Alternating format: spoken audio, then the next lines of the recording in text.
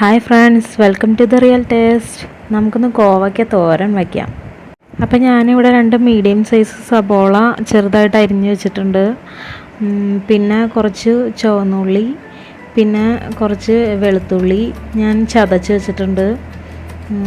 മിക്സിയുടെ ജാറിലിട്ട് ചതച്ചെടുത്താലും മതി, അല്ലെങ്കിൽ കുഞ്ഞ് ഉരലുണ്ടാവില്ലേ അതിലിട്ട് ചതച്ചെടുക്കാം. പിന്നെ ഞാൻ 2 കറിവേപ്പില എടുത്ത് വെച്ചിട്ടുണ്ട്, 2 തണ്ട്. ഉള്ളി സവോള ഇട്ടാൽ പിന്നെ എന്തിനാ ഉള്ളി ഇടണേന്ന് ചോദിക്കും, പക്ഷേ ഉള്ളിയും രണ്ടും ഇടണപ്പോഴാണ് കൂടുതൽ ടേസ്റ്റ് കിട്ടാം.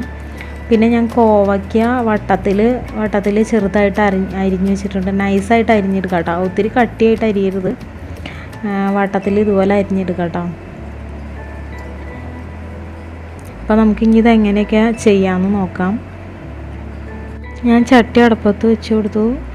അതിൽ വെളിച്ചെണ്ണ ഒഴിച്ച് കൊടുത്തിട്ടുണ്ട്, 2 ടീസ്പൂൺ വെളിച്ചെണ്ണ നന്നായിട്ട് മൂത്ത് വന്നപ്പോൾ ഞാൻ അതിലേക്ക് കുറച്ച് കടുക് ഇട്ട് കൊടുത്തു. കടുക് പൊട്ടിയതിന് ശേഷം നമ്മൾ ചതച്ച് മാറ്റി വെച്ചിരിക്കുന്ന ഉള്ളി, വെളുത്തുള്ളി ഇത് രണ്ടും ഇതിനകത്ത് ചേർത്ത് കൊടുക്കാം. തീ കുറച്ച് വെച്ചിട്ട് വേണം ചെയ്യാനായിട്ട്, അല്ലെങ്കിൽ കരിഞ്ഞു പോവും. അപ്പോൾ നന്നായിട്ട് ഇളക്കി കൊടുക്കുക.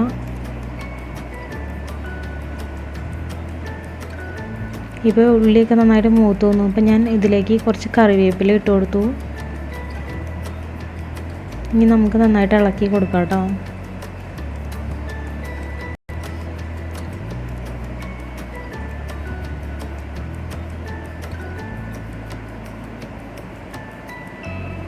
ഇനി നമുക്കിതിലേക്ക് 1/4 ടീസ്പൂൺ മുളക് പൊടി,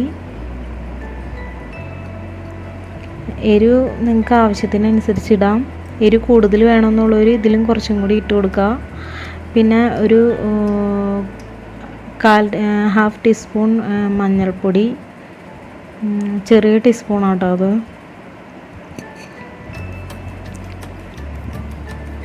പിന്നെ നമ്മൾ അരിഞ്ഞു വെച്ചിരിക്കുന്ന സബോള ചേർത്ത് കൊടുക്കാം.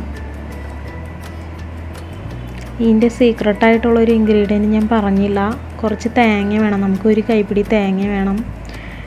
തേങ്ങ ചിരകിയത് ഇതിലേക്ക് ഇട്ട് കൊടുക്കുക. ഇനി നന്നായിട്ട് ഇളക്കി കൊടുക്കുക.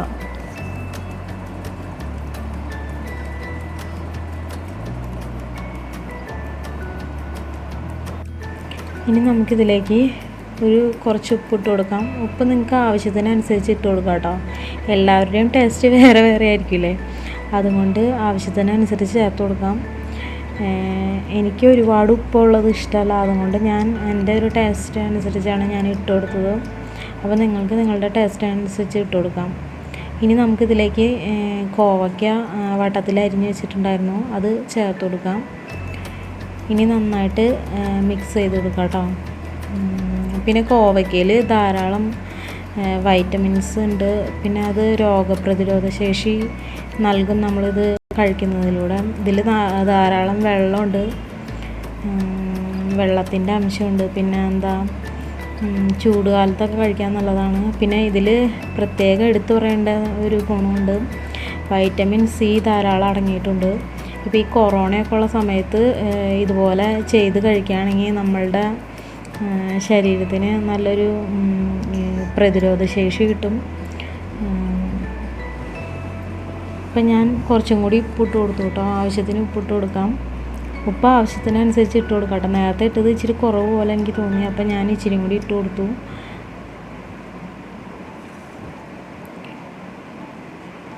കോവയ്ക്കയിൽ വെള്ളത്തിൻ്റെ അംശം ഉള്ളത് കൊണ്ട് നമ്മൾ വേവിക്കുമ്പോൾ വെള്ളം ഒഴിക്കണം എന്നില്ല.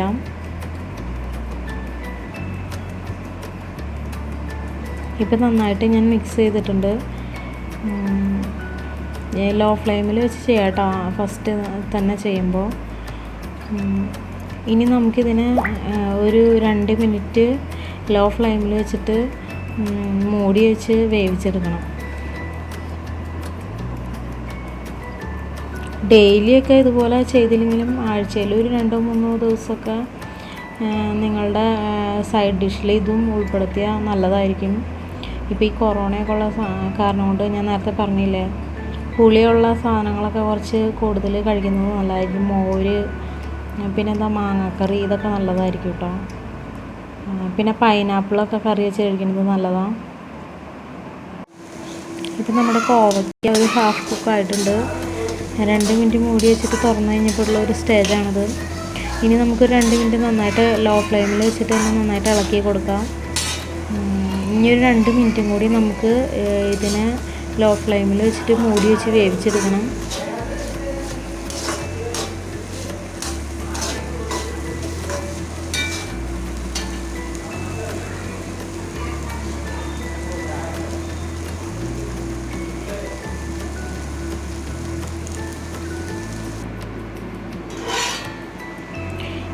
ഇപ്പം നമ്മുടെ കോവയ്ക്ക ഒക്കെ നന്നായിട്ട് വെന്തിട്ടുണ്ട്. ഇനി നമുക്ക് ഹൈ ഫ്ലെയിമിൽ വെച്ചിട്ട് ലോ ഫ്ലെയിമിൽ നിന്ന് ഹൈ ഫ്ലെയിമിലേക്ക് മാറ്റാം. ഇനി നന്നായിട്ട് ഇളക്കി കൊടുക്കാം. ഒരു 2 മിനിറ്റ് 1-2 മിനിറ്റ് നന്നായിട്ട് ഇളക്കി കൊടുക്കാം. അപ്പോൾ ഇതിൻ്റെ ഉള്ളിലെ വെള്ളമൊക്കെ നന്നായിട്ട് വറ്റും. അപ്പോഴാണ് കൂടുതൽ ടേസ്റ്റ് ആവുക കറി. അപ്പം നിങ്ങളെല്ലാവരും ഇത് ട്രൈ ചെയ്ത് നോക്കുക. ഒരു പ്രാവശ്യം നിങ്ങൾ ഇതുപോലെ വച്ച് നോക്കി കഴിഞ്ഞാൽ പിന്നെ നിങ്ങൾക്ക് എല്ലാവർക്കും ഇഷ്ടപ്പെടും. കുഞ്ഞു വാവകൾക്കൊക്കെ ഇഷ്ടപ്പെടും കേട്ടോ. എൻ്റെ കണ്ണന് ഭയങ്കര ഇഷ്ടമാണ് ഇതുപോലെ ആക്കണത്. അവനിങ്ങനെ വെറുതെ പിറക്കി കഴിച്ചുകൊണ്ടിരിക്കും.